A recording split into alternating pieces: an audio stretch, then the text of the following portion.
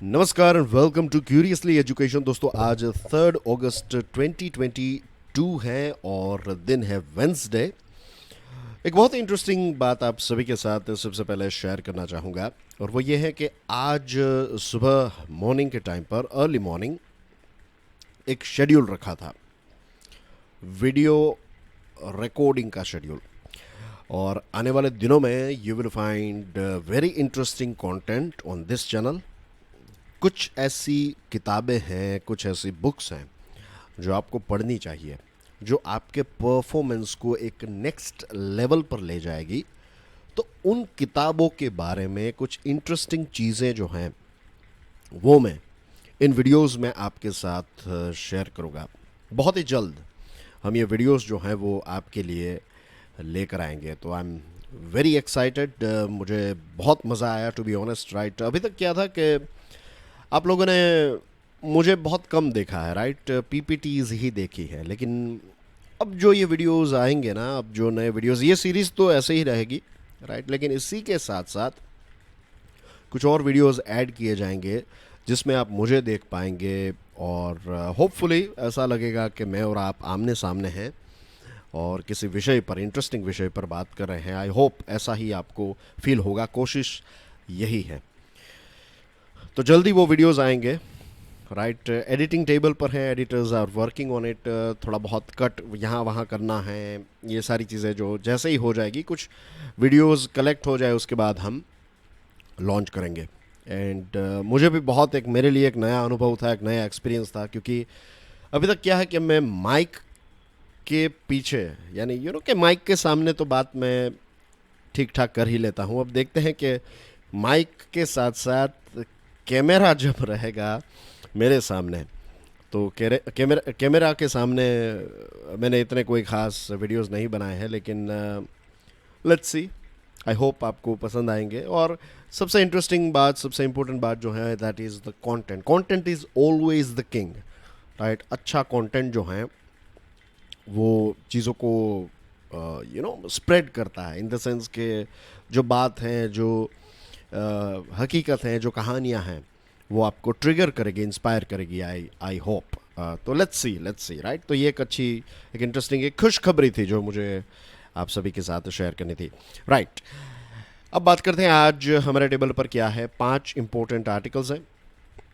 इसमें ये 2 टॉपिक्स जो हैं वो एक दूसरे के साथ जुड़े हुए हैं। ट्रिब्यून का है डेथ ऑफ ए फेस और एंड ऑफ अल जवाहिरी।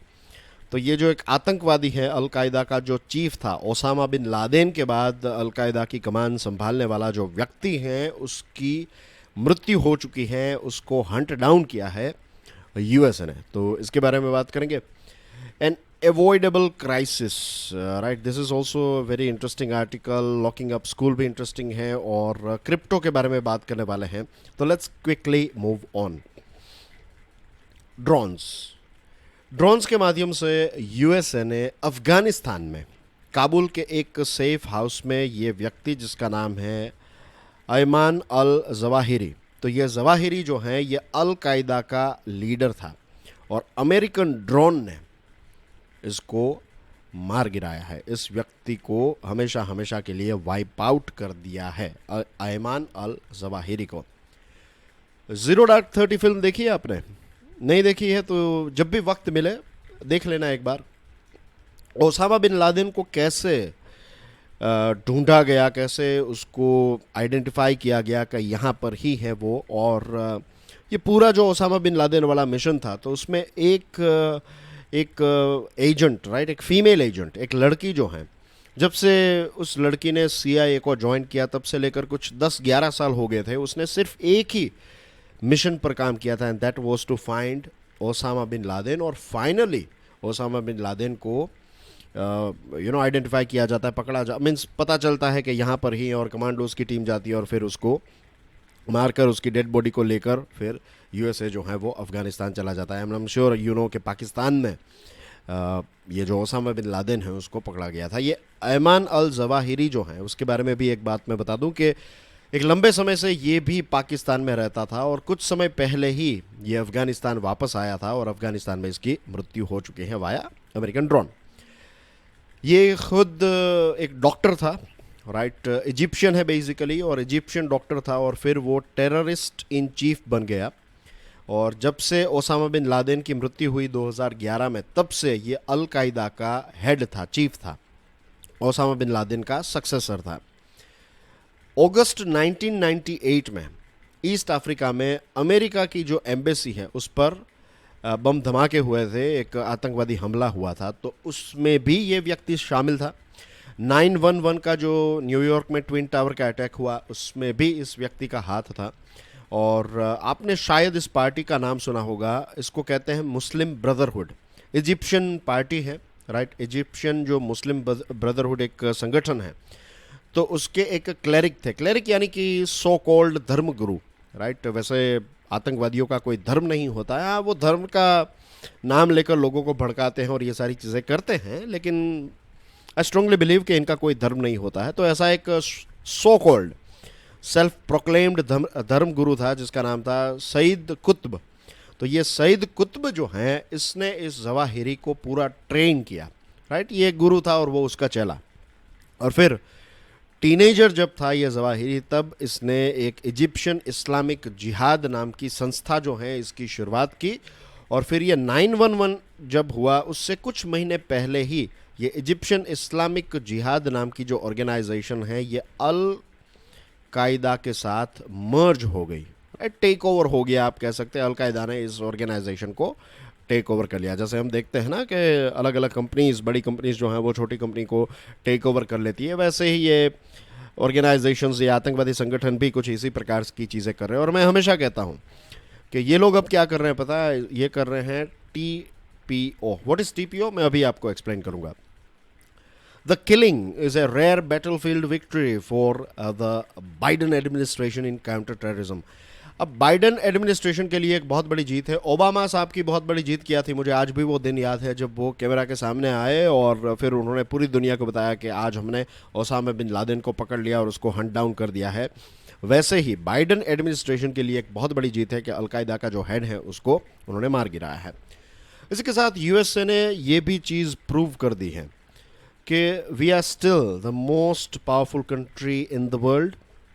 हम भले ही अफ़गानिस्तान को छोड़कर निकल गए हैं, लेकिन अगर हम चाहें तो किसी भी जगह पर हम टेक्नोलॉजी, हमारे रिसोर्सेज, हमारी जो क्षमता है उनके माध्यम से हम आपके देश में नहीं हैं, फिर भी हमारे दुश्मनों को हम हंट डाउन कर सकते हैं, उनको मार गिरा सकते हैं। और यही किया ना कि अफ़गानिस्तान में से तो यूएसए 1 साल पहले ही निकल गया। दोहा एग्रीमेंट हुआ था, ट्रंप एडमिनिस्ट्रेशन था उस टाइम पर और तालिबान के बीच में डिस्कशन हुई। 2020 का ये दोहा एग्रीमेंट है और उसमें यह तय किया गया कि यूएसए जो है वो अपने ट्रूप्स को अफ़गानिस्तान में से हटा देगा। और तालिबान ने जब काबुल को टेक ओवर किया उसके 10-15 दिनों के अंदर, 15 दिन, कुछ 14-15 दिन हुए थे, फिर फाइनली अमेरिका जो हैं, अमेरिका के सारे ट्रूप्स और यानी सोल्जर्स, सारी चीज़ें जो हैं वो अमेरिका को, मीन्स अफ़गानिस्तान को छोड़कर अमेरिकन सोल्जर्स जो हैं वो चले गए। तो ये दोहा एग्रीमेंट के तहत ये चीज़ तय हुई थी।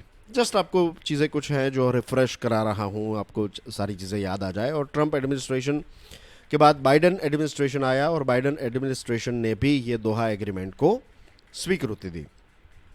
अब इस एग्रीमेंट के तहत तालिबान ने एक प्रॉमिस की थी। प्रॉमिस ये थी कि तालिबान जो हैं ये अल कायदा और आईसिस जैसे ऑर्गेनाइजेशन जो हैं उनके साथ कोई भी नाता नहीं रखेगा, सारे अपने टाइज जो हैं वो तोड़ देगा और बदले में यूएसए जो हैं वो अफ़गानिस्तान में से निकल जाएगा। और यूएसए ने तो अपना वादा निभा लिया, लेकिन प्रॉब्लम यह है कि आज भी अल कायदा के कुछ इंपॉर्टेंट लीडर्स जो हैं वो तालिबान के कुछ इंपॉर्टेंट लीडर्स जो हैं वो अल कायदा के साथ जुड़े हुए हैं। फिर फॉर एग्जांपल सिराजुद्दीन हक्कानी नाम के एक लीडर हैं। अब एक हक्कानी फैक्शन है, राइट, एक ग्रुप है और ये जो ग्रुप है हक्कानी, इसका कनेक्शन अल कायदा के साथ बहुत ही क्लोजली एसोसिएटेड हैं। और तालिबान के इंटीरियर मिनिस्टर, आप कह सकते हैं तालिबान के होम मिनिस्टर हैं ये सिराजुद्दीन हक्कानी, और इसके टाइज जो हैं वो अल कायदा के साथ हैं। तो यहाँ पर सबसे बड़ा प्रश्न ये उठता है कि जो दोहा एग्रीमेंट हुआ था, अभी मैंने आपको जिसके बारे में बताया, तो उसमें जो तालिबान ने वादा किया था, क्या ये वादा तालिबान बुक एंड स्पिरिट जो हम कहते हैं कि क्या ये letter and spirit, not book and spirit, letter and spirit से क्या इसको फॉलो कर रहा है, एक बहुत बड़ा प्रश्न यहाँ पर उठ रहा है। The answer is of course no. अब दूसरा जो आर्टिकल है इसी विषय पर, तो ये यहाँ से इसके कुछ इंपॉर्टेंट पॉइंट्स अगर मैं आपके साथ शेयर करूँ तो ये है कि ये ज़वाहिरी जो हैं ये पब्लिकली टेररिस्ट ऑर्गेनाइजेशन को और टेररिस्ट को ये कहता था कि यूएसए को टारगेट कीजिए और यूएसए के जो मित्र देश हैं उनको आप टारगेट कीजिए।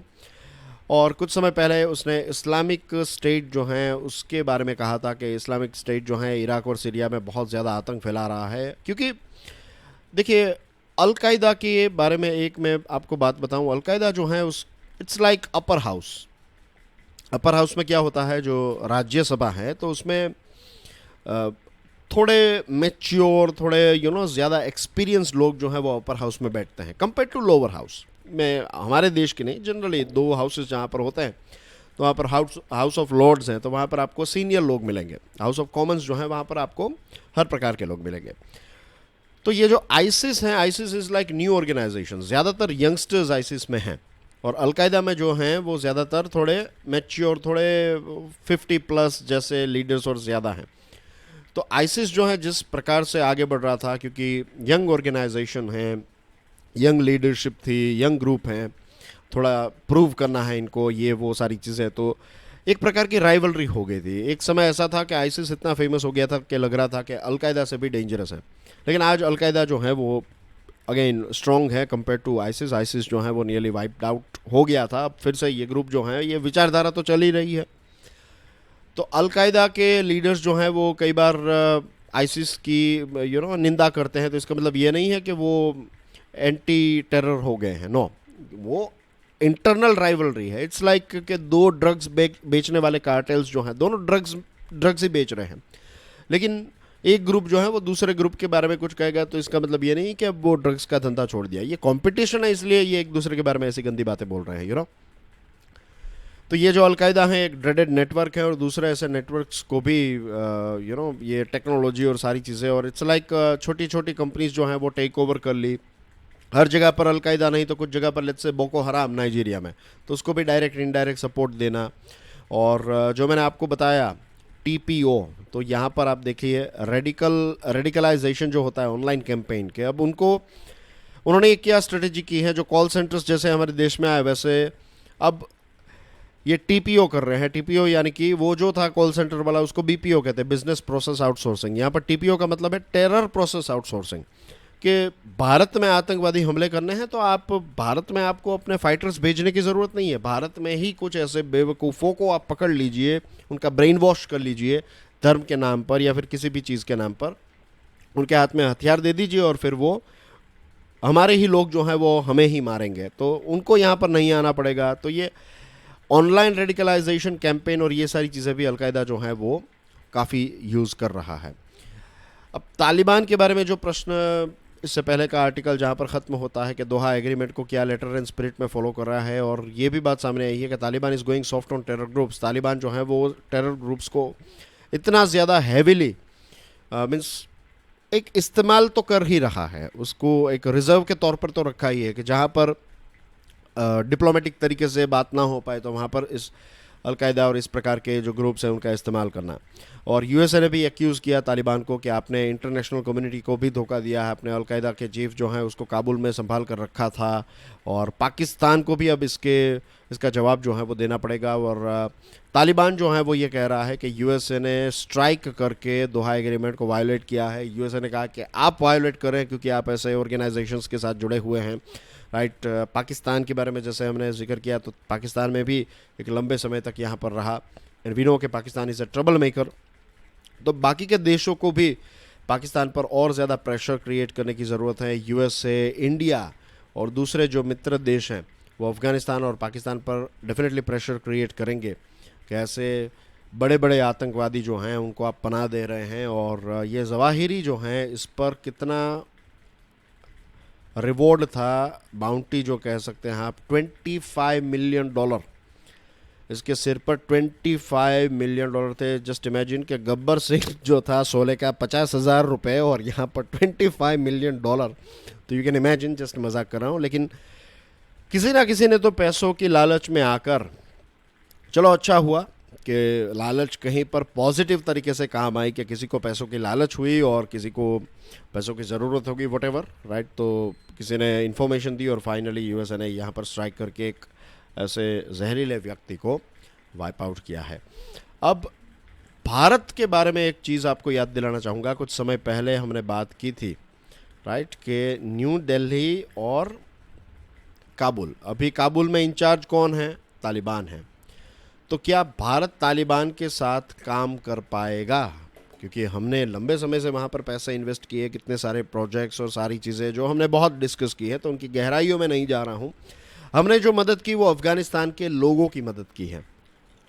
तो ये जो हमारा इन्वेस्टमेंट है उसको बचाने के लिए, अफ़गानिस्तान के लोगों की और ज़्यादा मदद करने के लिए भारत ने अभी तक जो किया है, तो उसको बचाने के लिए क्या भारत तालिबान के साथ काम कर पाएगा? The answer is not yes, not know. The reason is कि तालिबान आज भी ऐसे ऑर्गेनाइजेशंस और ऐसे जो लोग हैं, ज़वाहिरी टाइप लोग, तो उनको पनाह दे रहा है, उनको रिज़र्व के तौर पर यूज़ कर रहा है, कार्ड के तौर पर यूज़ कर रहा है।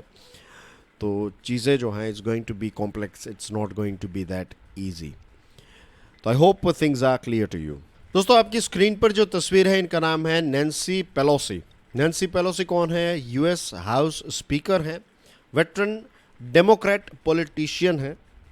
न्यूज़ में क्यों है? क्योंकि नैन्सी जी जो हैं ये अभी ताइवान की विजिट पर हैं, राइट। वो ताइवान पहुंच गए हैं और कुछ दिनों पहले आपको याद होगा हमने यूएसए और चाइना के बारे में बात की थी और चाइना ने कहा था कि ये नैन्सी पेलोसी जो हैं यहाँ पर आएंगे तो हम फोर्स का इस्तेमाल करेंगे, और ये सारी बातचीत आपको याद आ गई होगी, 2-3 दिन पहले की ही बात है।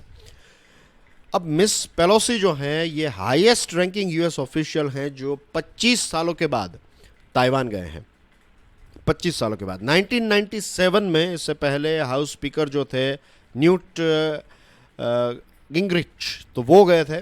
और उसके बाद 25 सालों के बाद इतनी हाई ऑफिशियल की विज़िट जो है वो ताइवान की हो रही है, तो चाइना डेफिनेटली इससे नाराज़ हैं और कहते हैं कि ये 4th ताइवान स्ट्रेट क्राइसिस जो हैं ये ट्रिगर कर सकती हैं ये विज़िट उनकी। और दुनिया के 2 बड़े ताकतवर देश, इससे पहले मैंने आपको बताया था, दुनिया के 2 ताकतवर देश, दुनिया के सबसे 2 बड़े इकोनॉमिकल पावर्स के बीच में राइवलरी जो है, इसकी इम्पैक्ट पूरी दुनिया पर डायरेक्टली इनडायरेक्टली हमें नज़र आ ही रही है। अब आप सोच रहे हैं what is 4th Taiwan straight crisis? तो 3rd ताइवान स्ट्रेट क्राइसिस में क्या हुआ था कि जब ताइवान के उस समय के जो प्रेसिडेंट थे वो यूएसए की यात्रा पर गए, तो उसके बाद चाइना ने मिसाइल टेस्ट और ये सारी चीज़ें कर दी। तो अब नैन्सी पेलोसी जो वहाँ पर गए हैं, तो हो सकता है कि 4th ताइवान स्ट्रेट क्राइसिस जो है वो हो सकती हैं। और 28 जुलाई को जब यूएसए के प्रेसिडेंट जो बाइडेन साहब ने चाइना के प्रेसिडेंट शी जिनपिंग के साथ एक टेलीफोनिक कन्वर्सेशन की, एक वर्चुअल मीटिंग की, तो इस मीटिंग में यूएसए ने क्लियरली बता दिया है कि यूएसए की पॉलिसी जो है वो चेंज नहीं हुई है। अगर आप ताइवान पर कुछ भी गलत करेंगे तो यूएसए ताइवान को बचाने के लिए पूरी अपनी ताकत लगा देगा। और उसी समय शी जिनपिंग ने ये वार्निंग दी थी कि जो लोग आग के साथ खेलते हैं वो खुद भस्म हो जाते हैं। आपको याद होगा, यही शब्दों का इस्तेमाल मैंने भी किया था। तो अभी ये इस प्रकार की वार्निंग जो है एक दूसरे ने दी है। अब दोनों देशों के पॉलिटिकल कैलेंडर, अगेन याद दिलाना चाहूँगा, ये भी मैंने पॉइंट आपको बताया था,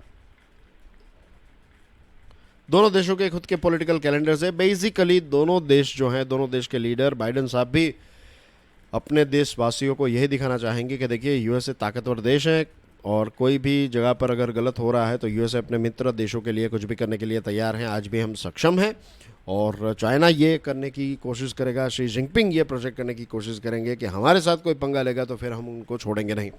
एक और एंगल से आप इस चीज़ को देखिए कि जिस प्रकार से उन्होंने गलत किया, लेकिन भारत में अभी जो ये LAC पर जो इश्यू चाइना ने क्रिएट किया, तो यहाँ पर चलो उन्होंने क्रिएट किया, भूटान को प्रेशराइज करने की कोशिश की थी। 2017 में डोकलाम का पूरा इश्यू हुआ था, उसमें भारत ने भूटान की काफ़ी मदद की और रक्षा की, राइट। जो फ्रेंडशिप ट्रीटी हैं उसका पूरा पालन किया हमने।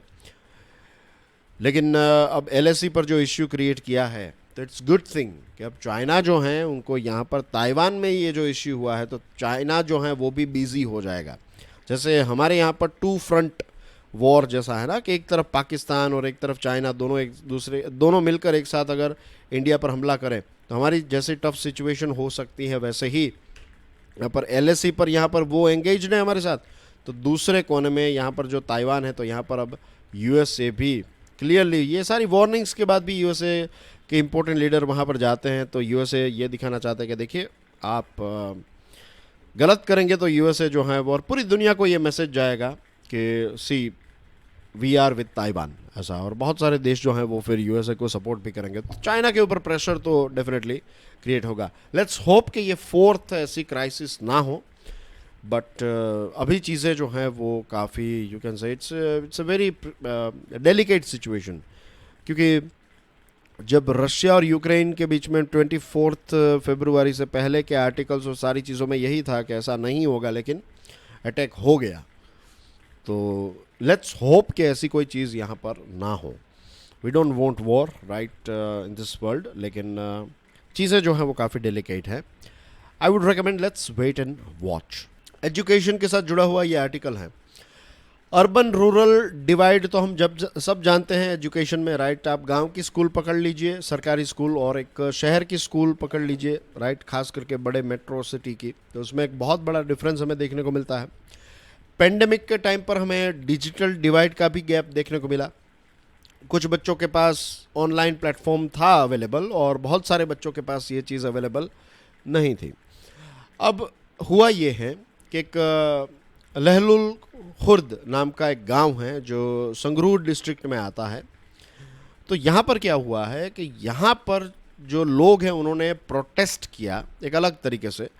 टीचर्स की शॉर्टेज को लेकर उन्होंने प्रोटेस्ट किया, और क्यों ना करें, क्योंकि 200 बच्चे हैं और कितने टीचर्स हैं पता है? सिर्फ 2 टीचर्स।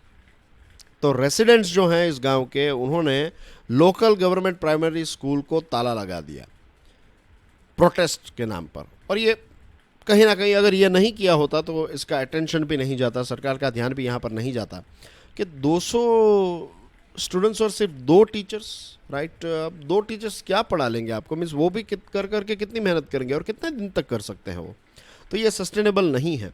और संगरूर का ये जो इंसिडेंट है वो ये चीज़ मीन्स आंखें तो बहुत बार खोलने की कोशिश बहुत सारे इंसिडेंट्स ने की है, लेकिन today as well we know कि टीचर्स को लेकर, इंफ्रास्ट्रक्चर को लेकर, एम्यूनिटीज़ को लेकर आज भी गवर्नमेंट स्कूल्स में वो सारी शॉर्टेज हमें नज़र आती है। और रिसेंटली गवर्नमेंट ने इस कोशिश की है कि मिड डे मील स्कीम जो है वो फिर से रिस्टोर हो जाए, क्योंकि बच्चों के न्यूट्रिशन के लिए भी बहुत इम्पोर्टेंट हैं, देश के लॉन्ग टर्म ह्यूमन कैपिटल के लिए भी ये बहुत इंपॉर्टेंट है। और मिड डे मील स्कूल चलाने के लिए मिड डे मील स्कीम चलाने के लिए यू नीड के स्कूल्स जो हैं, क्लासेस जो हैं वो चलते रहें। और पेंडेमिक के टाइम पर इसको बंद करना पड़ा बिकॉज ऑफ प्रिकॉशनरी मेजर्स, लेकिन अब जो है चीज़ें बैक टू नॉर्मल हो चुकी हैं। तो लेट्स होप के टीचर्स और सारी चीज़ें जो हैं वो रिस्टोर हो जाए, और स्कूल्स जो हैं खास करके ये जो ग्रामीण लेवल पर जो स्कूल्स है उसके इंफ्रास्ट्रक्चर को अपग्रेड करने की ज़रूरत है, उसमें क्वालिटी एजुकेशन डालने की ज़रूरत है।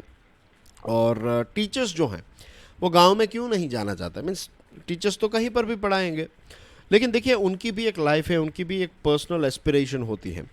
तो आप गांव में रहने वाले अगर कोई टीचर है जो गांव में पढ़ाने के लिए जाते हैं, तो आप उनको थोड़ी एम्यूनिटीज़ तो प्रोवाइड कीजिए, आप उनको थोड़ी हेल्थी सैलरी दीजिए, ट्रांसपोर्टेशन के लिए लेट्स से उनको कोई 2 व्हीलर दे दिया ऐसा कुछ, या फिर पिकअप एंड ड्रॉप की फैसिलिटी, राइट, वो बस में पिकअप एंड ड्रॉप, ऐसा थोड़ी ऐसी पर्क्स एंड पे उनको अगर अच्छा मिलेगा तो फिर उनको भी मीन्स आज के ज़माने में मीन्स ये भी एक बात है कि आज बहुत सारे लोग जो हैं वो छोटे टाउन और गांव में रहने के लिए तैयार हैं आफ्टर पेंडेमिक, उनको पता चल गया है। और वर्क फ्रॉम होम और ये सारी चीज़ें आ गई हैं, गांव में वैसे भी पॉपुलेशन कम रहती है, राइट, इतनी भीड़ नहीं होती है। तो ऐसे टीचर्स को रिक्रूट किया जा सकता है, ऐसे लोगों को जो ग्रामीण क्षेत्र में काम करने के लिए तैयार हैं, राइट। तो we need to work on this sort of things कि ऐसे ही लोगों को रिक्रूट किया जाए जो ग्रामीण क्षेत्र में अच्छे टीचर्स को, अच्छे टीचर्स, और वो भी गांव में रहकर पढ़ा सकें। अगर कोई प्राइवेट कंपनी होती, बहुत बड़ी प्राइवेट ऑर्गेनाइजेशन जो है, अगर उनका गांव में भी प्लांट है तो वहाँ पर लोग जाते हैं, इंजीनियर्स और उनके मैनेजर्स और सारे लोग वहाँ पर रहते हैं। क्यों? क्योंकि वहाँ पर रहने खाने पीने की पूरा एक छोटा सा वो एक सिटी ही क्रिएट कर लेंगे। मैंने एक पावर प्लांट देखा था गुजरात में, भावनगर जो है उसके पास एक गांव है, तो वहाँ के मीन्स मेरे बहुत ही अच्छे मित्र जो हैं, फ्रेंड हैं, चाइल्डहुड फ्रेंड है, तो वो उस गांव के हैं। तो हम उनके गांव पे गए थे, आज से मैं 3-4 साल, 3-4 साल भी नहीं, 5-6 साल हो गए होंगे, उससे पहले की बात है। तो वहाँ पर एक बहुत बड़ा, वहाँ पर लिग्नाइट निकलता है, कोयला निकलता है। तो वहाँ पर भारत के अलग अलग कोनों से बड़े बड़े इंजीनियर्स और ऐसे लोग जो हैं वो वहाँ पर उस गांव में रहते थे, क्योंकि पावर प्लांट वहाँ पर है। तो वहाँ पर बहुत अच्छी फैसिलिटीज़ रहने खाने पीने की और सारी सुख सुविधाएं। अगर नज़दीक का जो बड़ा शहर है भावनगर, अगर वहाँ पर उनको जाना है तो कंपनी की कार और ये सारी चीज़ें भी थी। तो ऐसी फैसिलिटीज़ प्रोवाइड करेंगे तो लोग जो हैं वो वहाँ पर जाकर, हेल्थी सैलरी हैं, ये बेनिफिट्स मिलेंगे, तो फिर लोग जो हैं वो जाएंगे। तो we can do the same thing with teachers के। अगर प्राइवेट कंपनीज और कुछ गवर्नमेंट की ऐसी थर्मल पावर प्लांट कंपनीज जो ऐसा कर रही हैं, तो इसमें से सीखकर हम टीचर्स को भी ऐसे पे एंड पर्क्स देकर उनको अट्रैक्ट कर सकते हैं। दोस्तों, अब बात करते हैं 5G के बारे में। बहुत ही इंपॉर्टेंट आर्टिकल है, खास करके प्रीलिम्स के पॉइंट ऑफ व्यू से बात करूं तो आपको यहाँ पर कुछ टेक्निकल चीज़ें भी पढ़ने को मिलती हैं। तो स्पेक्ट्रम का जो ऑक्शन है वो ख़त्म हो गया। 5G जो स्पेक्ट्रम है उसका लास्ट मंडे को ये ख़त्म हुआ, 2 दिन पहले। और 71% स्पेक्ट्रम जो है इसकी बिडिंग हो गई है, और 1.5 lakh crore rupees, 1,50,000 means 1.5 lakh crore rupees के स्पेक्ट्रम जो है वो सरकार ने बेच दिए। राइट, इसमें 3 चीज़ें, ये ऑक्शन जो था, ये नीलामी जो थी, इसके 3 इंपॉर्टेंट पॉइंट्स हैं। नंबर 1, पेमेंट जो है वो एक साथ नहीं करना है, इंस्टॉलमेंट्स में पे करना है 20 सालों में। एनुअल इंस्टॉलमेंट रखे गए हैं, आप देखिए यहाँ पर 20 एनुअल इंस्टॉलमेंट्स, यानी कि 20 साल के अंदर ये आपको पेमेंट करना है। नंबर 2, बैंक गारंटी अब नहीं देनी है। बैंक गारंटी में क्या होता है कि हज़ारों करोड़ रुपए जो हैं वो ऐसे ही पार्क हो जाते हैं, तो उससे नेटवर्क स्प्रेड और ये सारी चीज़ें कंपनीज नहीं कर पाती हैं, तो बैंक गारंटी को हटाया गया। स्पेक्ट्रम यूसेज चार्जेस जो हैं इसको भी हटाया गया। तो हम कह सकते हैं ये 3 जो नई चीज़ें इस ऑक्शन में हुई है उससे कि सरकार ने अपने लेसन्स जो हैं वो सीख लिए हैं। इससे पहले के ऑक्शंस में ऐसा हुआ था कि कोई स्पेक्ट्रम खरीदने के लिए आगे आया ही नहीं। अब टेक्निकल चीज़ों के बारे में बात करते हैं। 700 मेगाहर्ट्ज़ और 26 गीगाहर्ट्ज़ जो हैं ये दोनों 5G के लिए हैं। 700 मेगाहर्ट्ज़ जो है इसकी कुछ टेक्निकल चीज़ों को जान लीजिए। ये लो फ्रीक्वेंसी बैंड है। अब क्यों आपको इसको जानना है? द रीज़न इज़, स्पेक्ट्रम का इतना बड़ा ऑक्शन हुआ है, नेशनल चीज़ है, बहुत बड़ी बात है, राइट, 5G के रोल आउट की बात है।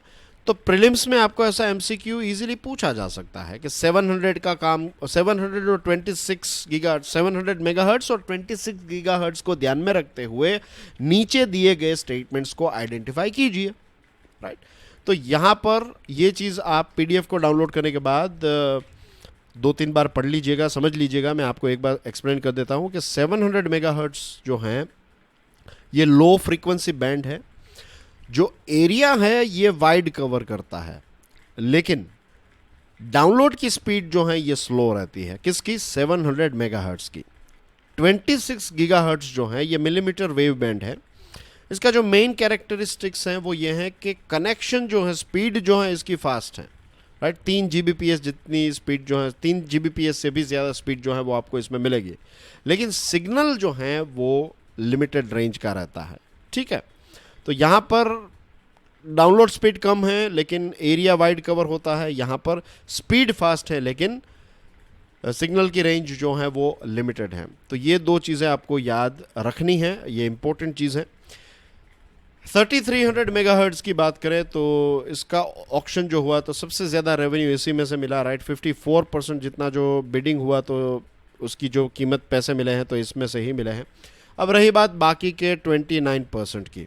देखिए, स्पेक्ट्रम जो है ये एक फाइनाइट रिसोर्स है, और अनसोल्ड स्पेक्ट्रम जो है तो ये एक प्रकार का ऐसा है कि आपके पास सोना है लेकिन उसका इस्तेमाल आप नहीं कर पा रहे हैं।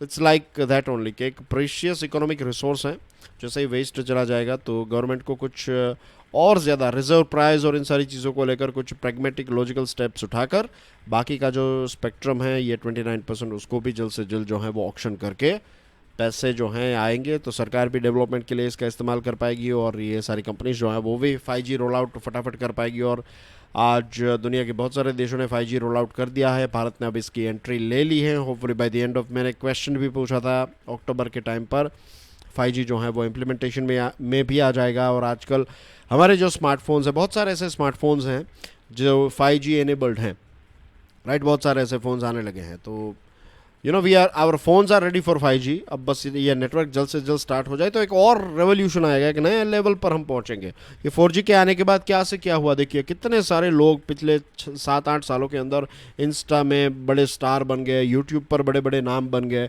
ये सारी चीज़ें क्या पॉसिबल थी पहले? इट वॉज नॉट पॉसिबल, लेकिन अब ये चीज़ें पॉसिबल हुई है। कितनी वेल्थ जनरेट हुई, कितनी जॉब्स जनरेट हुई, तो यही और कितना सारा काम हमारा इजी हो गया, राइट। ये हम डिजिटल सर्विसेज का इस्तेमाल करने लगे, करप्शन में भी एक कमी आई है फॉर श्योर, राइट। तो एक नए लेवल पर होपफुली 5G ले जाएगा हमें, राइट। और दुनिया के दूसरे देशों ने रोल आउट किया है, तो we need to roll it out as quickly as possible. लेकिन इन सारी चीज़ों के लिए जो टेलीकॉम कंपनीज़ हैं उनका हेल्थी रहना बहुत ही ज़रूरी है, फाइनेंशियली हेल्थी रहना बहुत ज़रूरी है। तो सरकार को जल्द से जल्द इस बाकी के स्पेक्ट्रम को रोल आउट कर देना चाहिए। दोस्तों, क्रिप्टो करेंसी को लेकर एक बहुत ही इंपॉर्टेंट आर्टिकल आज के द हिंदू न्यूज़पेपर में हमें पढ़ने को मिल रहा है, बहुत ही इंपॉर्टेंट है, राइट। भारत सरकार का स्टैंड क्रिप्टो करेंसी को लेकर क्या है? रिजर्व बैंक ऑफ इंडिया जो है वो क्रिप्टो को बैन करना चाहती हैं। भारत सरकार ने क्या कहा कि इसको अगर हमें बैन करना है तो कोई एक देश इसको बैन नहीं कर सकता, इंटरनेशनल कोलैबोरेशन बहुत इंपॉर्टेंट है। दुनिया के सारे देश मिलकर जब बैन लगाएंगे तभी ये बैन होगा, वरना ये बैन पॉसिबल नहीं है। क्रिप्टो जो है इंटरनेट नेटिव एसेट है, इसकी कोई जियोग्राफिकल ऐसा तो नहीं है कि कंटेनर में क्रिप्टो आ रहे हैं तो आप इसको रोक पाएंगे। नो, इंटरनेट पर चल रहे हैं और इंटरनेट कनेक्शन अगर हैं, आपको एलिमेंटल नॉलेज है इसकी क्रिप्टो सर्विसेज की, तो आप क्रिप्टो को ट्रांसफ़र कर सकते हैं, ख़रीद सकते हैं। और क्रिप्टो जो है वो कोई एक एंटरप्राइज के द्वारा इश्यू या फिर कंट्रोल नहीं किए जाते। 19 मिलियन जितने बिटकॉइंस जो हैं वो सर्कुलेशन में हैं और 75 मिलियन क्रिप्टो वॉलेट होल्डर्स हैं पूरी दुनिया में। तो इनके पास क्रिप्टोज़ हैं, बिटकॉइंस हैं या फिर क्रिप्टोज़ हैं या फिर इस प्रकार के डिजिटल एसेट्स हैं।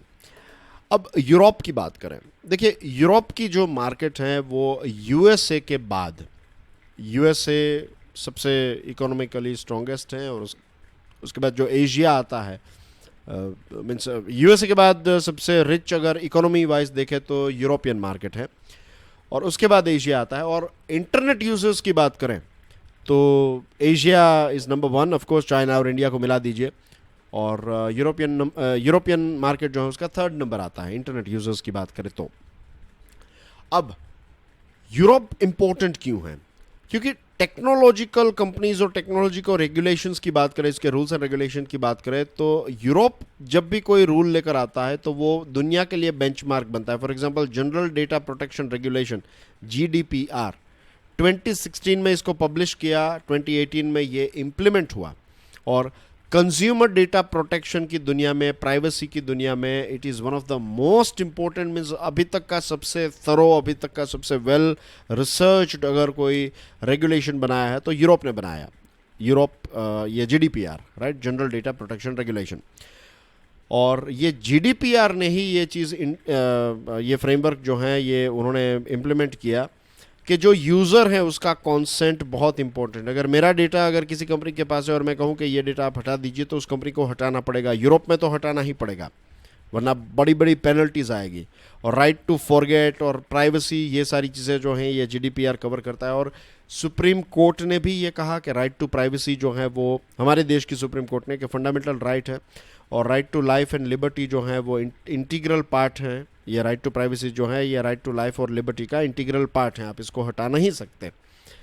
तो कहीं ना कहीं GDPR से इंस्पिरेशन सुप्रीम कोर्ट को भी मिली। अब यूरोपियन पार्लियामेंट और काउंसिल जो हैं, राइट, जो लेजिस्लेटिव आर्म है यूरोपियन यूनियन का, तो अब उन्होंने एक नया रेगुलेशन इंट्रोड्यूस किया है, markets, regulations of markets in crypto assets, इसको MICA, यहाँ पर मैं इसको माइका कहूँगा, MICA। तो ये माइका जो है regulation of markets in crypto assets, उसको इंट्रोड्यूस किया। 2 साल तक विचार विमर्श हुआ, ब्रेनस्टॉर्मिंग हुआ, नेगोशिएशंस हुए और फाइनली ये माइका जो है वो तैयार हो गया। अब दुनिया को यूरोप एक रास्ता दिखा रहा है कि कैसे हम रेगुलेट कर सकते हैं क्रिप्टो एसेट्स को, right. It proposes to regulate crypto asset services and crypto asset issuers. कैसे रेगुलेट किया जा रहा है कि कंज्यूमर प्रोटेक्शन, ट्रांसपेरेंसी और गवर्नेंस स्टैंडर्ड्स, राइट. भले ही आप किसी भी क्रिप्टो करेंसी को इश्यू कर रहे हैं, आपको ये सारी चीज़ों को फॉलो करना पड़ेगा.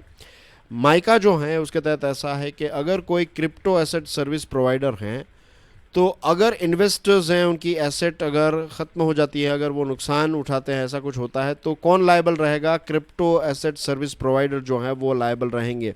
वो ऐसे ही अपने हाथ ऐसे उठा नहीं सकते, ऐसे नहीं कह सकते कि हमारे पास कुछ नहीं, आपके पैसे गए, ऐसा नहीं चलेगा. क्रिप्टो एसेट सर्विस प्रोवाइडर्स जो हैं दे विल बी लायबल. आपको पैसे जो हैं वो ये क्रिप्टो एसेट सर्विस प्रोवाइडर्स को देने पड़ेंगे. They will be subject to European market abuse regulations, including those on the market manipulation and insider trading. Insider trading नहीं हो सकता, मार्केट को मैनिपुलेट नहीं कर सकते. और इसी के साथ उन्होंने जो स्टेबल कॉइन्स आते हैं तो उसको लेकर भी स्पेसिफिक रेगुलेशंस तय किया है. और वो ये हैं कि स्टेबल कॉइन इश्यूअर्स जो हैं उनको एक रिजर्व मेंटेन करना पड़ेगा. लेट्स से कि अगर लेट्स एग्जांपल के तौर पर लेट्स से कि 10 बिटकॉइन इज इक्वल टू $10, या फिर लेट्स से 10 bitcoin is equal to $100. 10 bitcoin खरीदने हैं तो $100. दैट मीन्स एक बिटकॉइन की कीमत है $10. तो अगर आप लेट्स से 100 बिटकॉइन इश्यू कर रहे हैं तो उसके जो इक्विवेलेंट $1000 हैं वो कंपनी को रिजर्व में रखने पड़ेंगे. अभी क्या हुआ, टेरा यूएसडी नाम का जो एक स्टेबल कॉइन है, एल्गोरिथमिक स्टेबल कॉइन था, तो वो गिर गया. और जितने भी लोगों ने, मेरे आपकी जैसे लोग जो हैं रिटेल इन्वेस्टर्स या फिर कोई इंस्टीट्यूशनल इन्वेस्टर है, उन्होंने पैसे इन्वेस्ट किए, उनके पैसे साफ हो गए, चले गए वो पैसे, क्योंकि टेरा यूएसडी जो है वो गिर गया. तो अगर ये रूल होता, ये यूरोप का रूल इस पर इम्प्लीमेंटेशन में होता, तो फिर ऐसा नहीं होता. उनको ये पैसे मेंटेन करने पड़ते, जो मैंने आपको एग्जांपल दिया. और कुछ भी होता, और जब भी अगर एज एन इन्वेस्टर मैं कहूँ कि मुझे अभी मेरे पैसे वापस चाहिए, तो फिर वो देने पड़ेंगे पैसे, राइट. उस सर्विस प्रोवाइडर को उसी वक्त आपको पैसे ट्रांसफ़र करने पड़ेंगे.